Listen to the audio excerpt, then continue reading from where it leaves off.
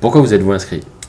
Suite à mon installation en 2007 et à la reprise de part d'un associé qui est parti en 2010, on a poursuivi l'activité jusqu'en 2015 où mon père est parti en retraite et à ce moment-là, j'avais besoin d'un soutien pour tout ce qui était management de salariés.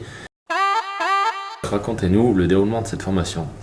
Donc la formation elle s'est passée sur 3 journées, 2 jours où on a vraiment appris ou revu certaines choses qu'on ne connaissait pas.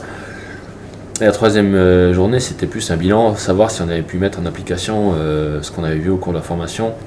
Et donc moi, oui, ça m'a énormément servi. Plus dans le côté managérial, enfin voir les relations entre le chef d'entreprise et puis les différents salariés, et que ce soit masculin ou féminin, parce que les approches n'étaient pas les mêmes. Et concernant la formation, le déroulement, le formateur nous avait bien fait un planning au départ qui a été respecté quand même en grande partie. À part, il y a toujours des éléments perturbateurs au cours de la formation, c'est pas toujours évident. Très sympa parce que le formateur, donc il y avait 2 formateurs, il y avait Nicolas Maire qui s'occupe du pôle paye chez Serre France et qui est super pointu, enfin il n'y a aucune question qu'il n'arrive pas à résoudre. Jamel Cherrier qui a amené un climat de confiance et puis qui nous a appris, qui nous a fait voir le rôle de manager d'une autre façon. Donc, qu'avez-vous appris? J'ai appris donc d'une part plus les points techniques concernant donc le droit social où j'avais quand même quelques lacunes.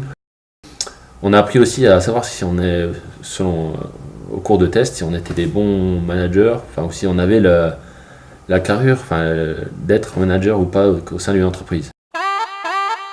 Donc, réussissez-vous à mettre en pratique vos acquis? Si oui, comment? Suite à la formation, j'ai mis aussi en place le registre du personnel qui n'était pas là parce que quand mon père s'occupait de ça, il n'y avait jamais eu de registre du personnel, des fiches de poste, le document unique, il y a beaucoup d'aspects vraiment réglementaires que j'ai mis en place suite à cette formation, quoi. Par chance, suite à cette formation, on a été contrôlé par l'inspection du travail et ça m'a bien servi parce qu'en fait tous les documents étaient à jour vu que je venais de les faire.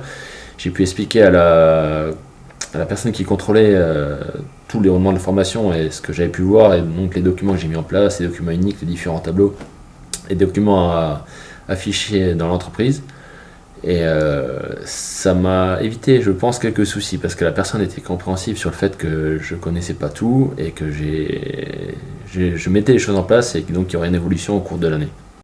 Humainement, après la formation, m'a juste mis à jour après ce que je faisais déjà avec sans vouloir être prétentieux, mais c'est la relation avec les personnes a évolué par rapport à la relation qu'on pourrait peut-être avoir dans le temps dans les entreprises, juste d'une façon ascendante sur les gens, de diriger et d'avoir plus une direction participative. Après c'est comme ça que moi je voyais, donc faire intervenir les salariés, réfléchir ensemble à des différentes problématiques pour mettre en place des solutions.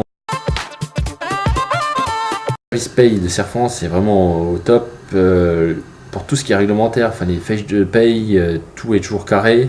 Et à la moindre question, on appelle, il y a toujours un service très pointu.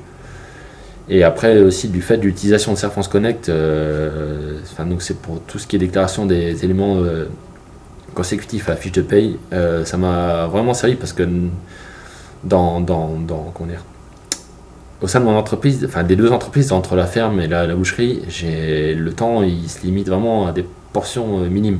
Et donc le fait de pouvoir faire les déclarations de paye sur internet, de pouvoir se déplacer ou passer un coup de téléphone, on gagne énormément de temps, quoi. Voilà.